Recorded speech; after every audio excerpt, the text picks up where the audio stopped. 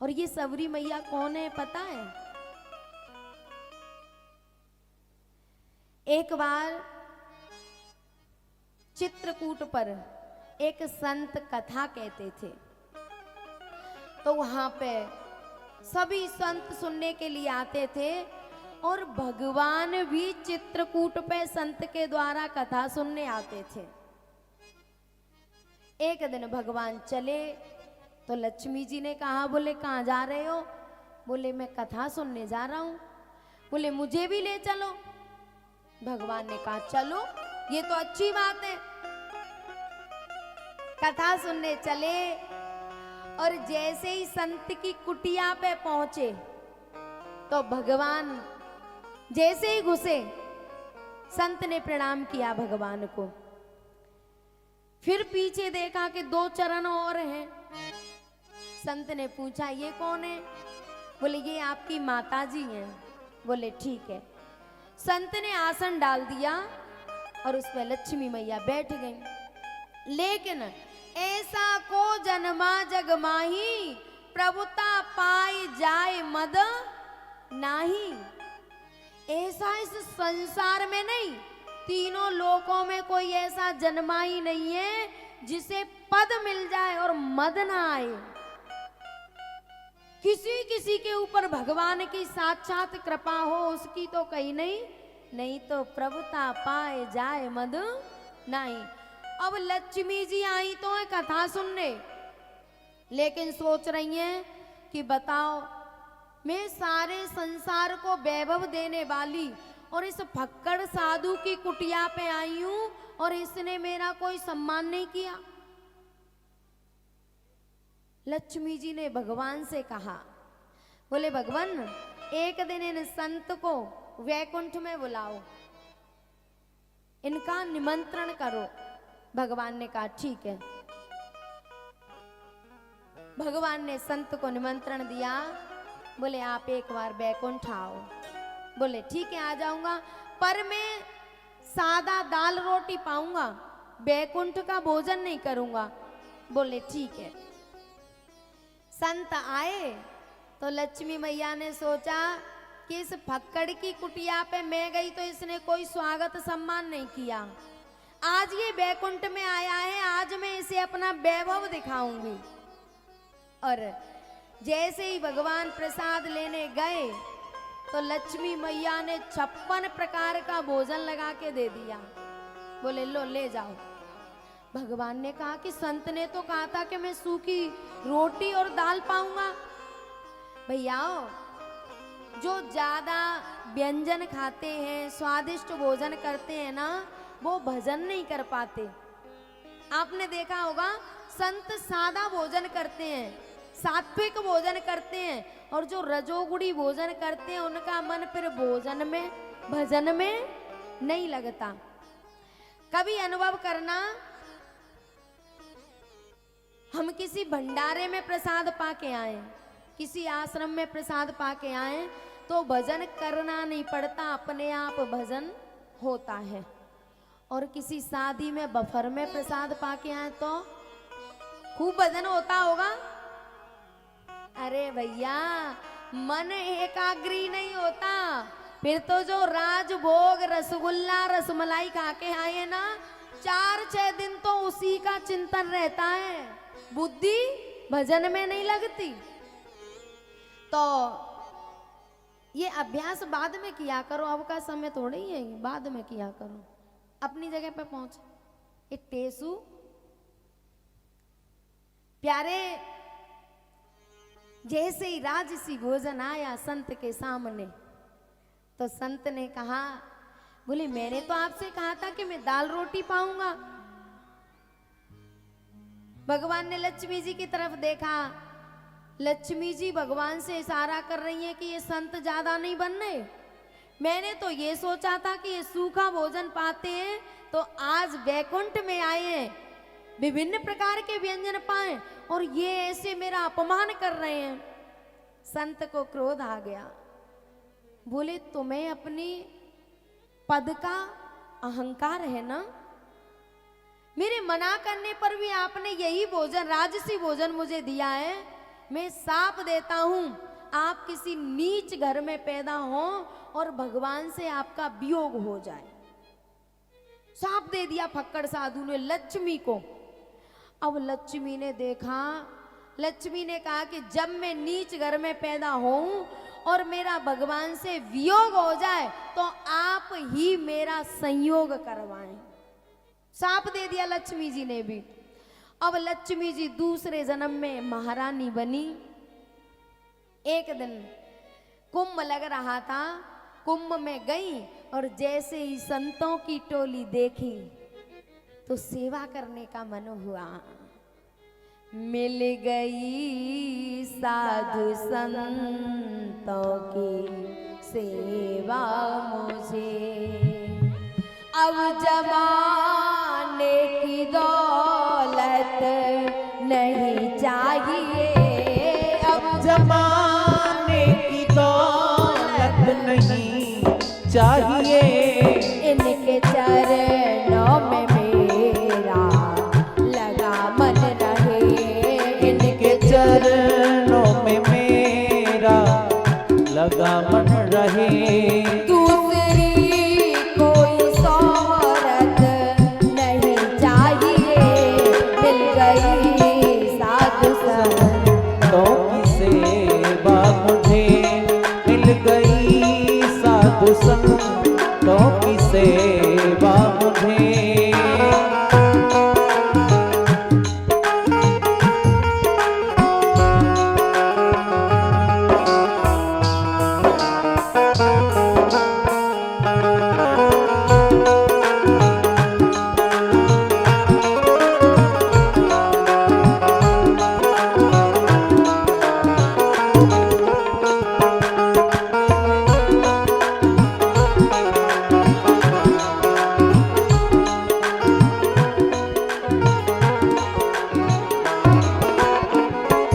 मुझको एक और मिलता हो स्वर्गों का सुख, मुझको एक और मिलता हो स्वर्गों का सुख, दूसरी ओर साधु सेवा मिले, दूसरी ओर साधु सेवा मिले, संत सेवा में इतना भरोसा मुझे, संत सेवा में इतना भरोसा मुझे।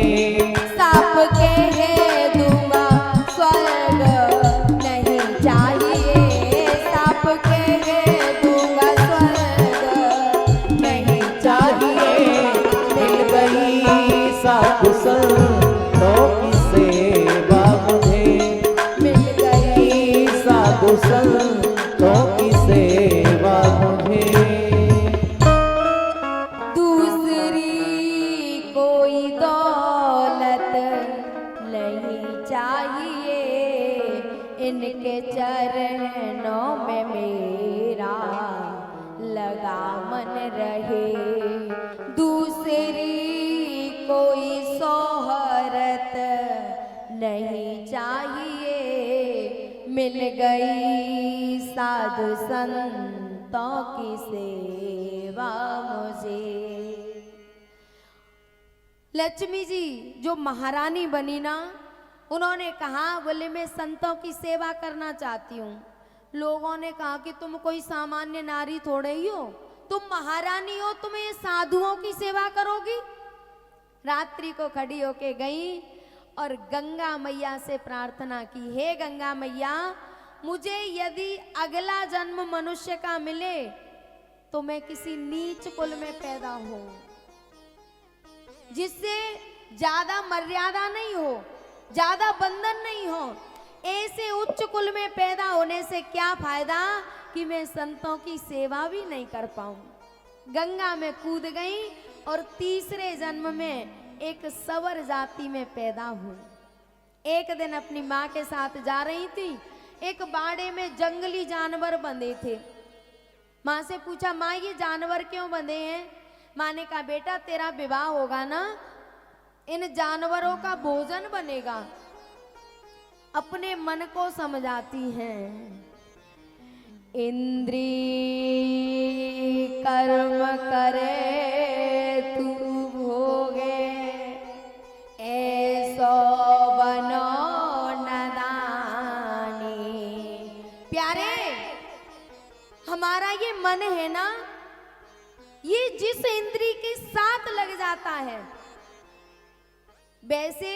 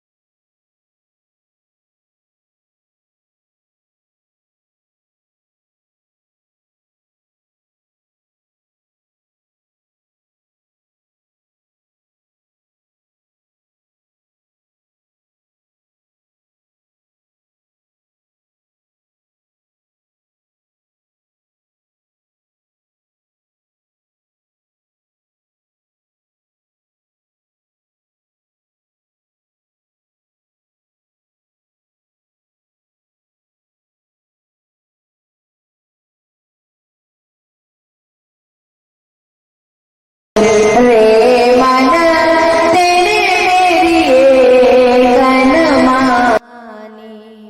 सभी जानवरों को मुक्त कर दिया और सबरी मैया वन में चली गई और अनेकों ऋषियों के आश्रम पे गई, पर किसी ने अपने आश्रम पे रखा नहीं।